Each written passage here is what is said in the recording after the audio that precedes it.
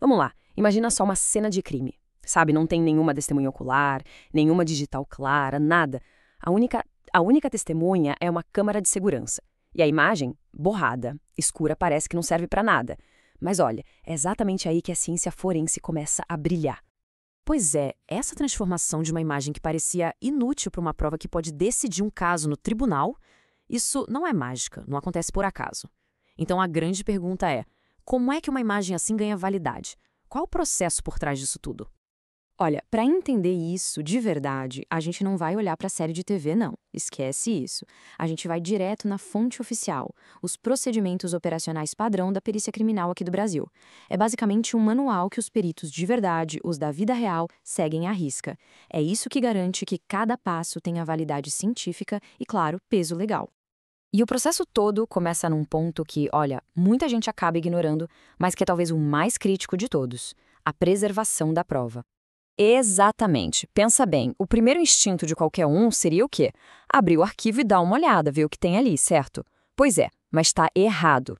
O primeiro passo, o mais fundamental, é a preservação. Qualquer alteração, por menor que seja, mesmo que sem querer, pode simplesmente invalidar a prova toda. Por isso que o arquivo original é tratado assim, como uma peça de museu, sabem? Intocável. Isso leva a gente para um conceito jurídico que é super importante: a cadeia de custódia. O que é isso?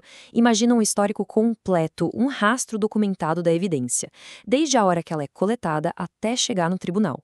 Cada pessoa que manuseou, cada lugar que ficou guardada, tudo, absolutamente tudo é registrado. Porque se essa corrente quebrar em algum ponto, a defesa pode chegar e dizer que a prova foi adulterada. E aí o juiz pode simplesmente jogar a evidência fora.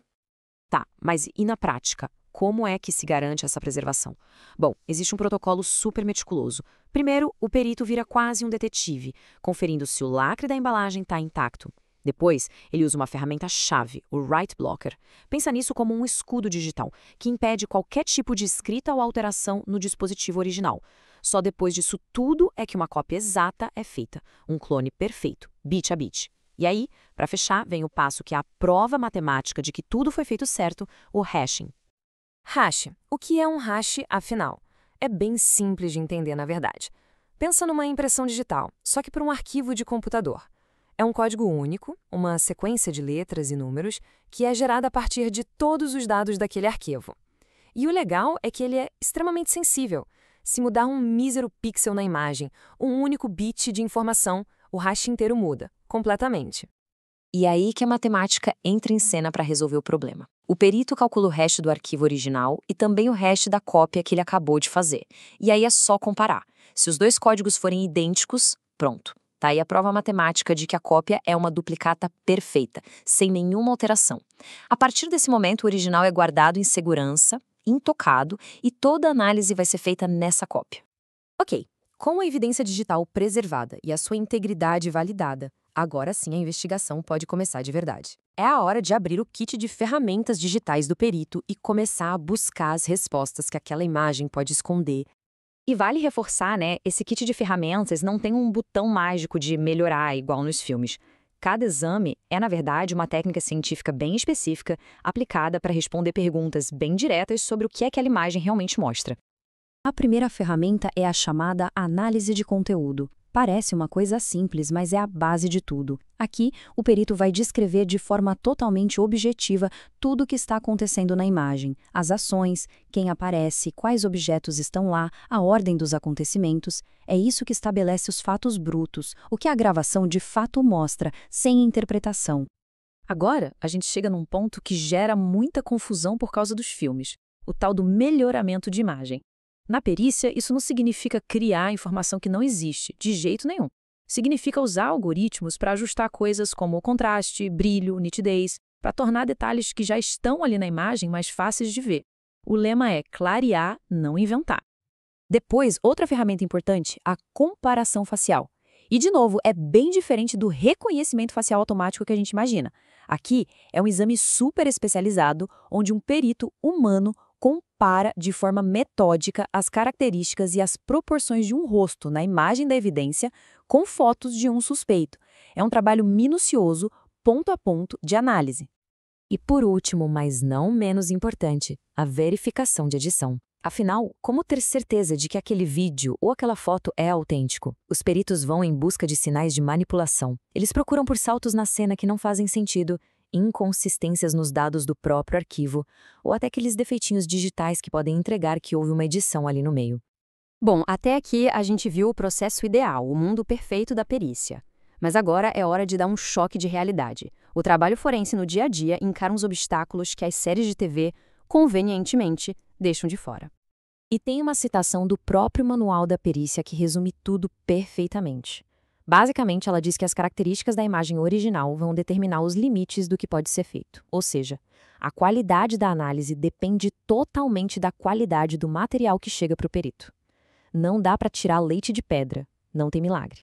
Então, pode esquecer aquela cena clássica de filme do dar um zoom e melhora a imagem, que magicamente transforma um borrão numa foto em alta definição.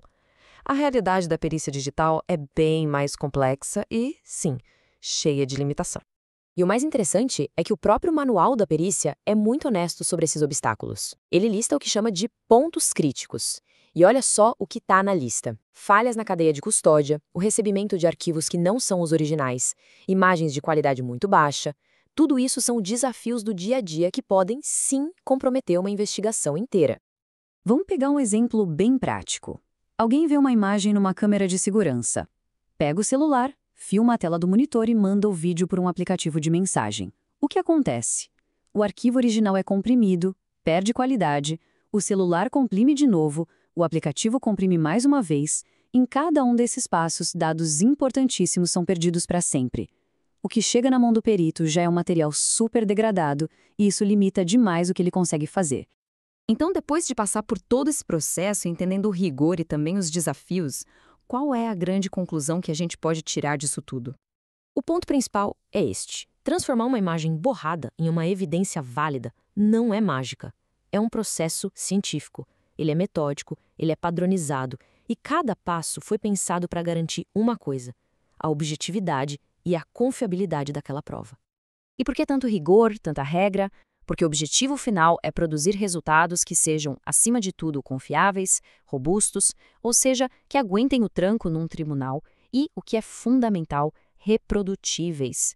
Isso significa que outro perito, em outro lugar, seguindo os mesmos passos, tem que conseguir chegar a conclusões parecidas. É isso que garante que a justiça seja feita com base em fatos e não em achismos. Hoje em dia, as câmeras estão em todo lugar, né? Registrando nosso mundo em silêncio. Talvez, da próxima vez que a gente olhar para uma delas, a gente pense um pouco diferente, sabendo que por trás de cada imagem que pode virar uma prova, não tem nenhum truque de mágica. O que existe é muita ciência, um processo rigoroso que é essencial na busca pela verdade.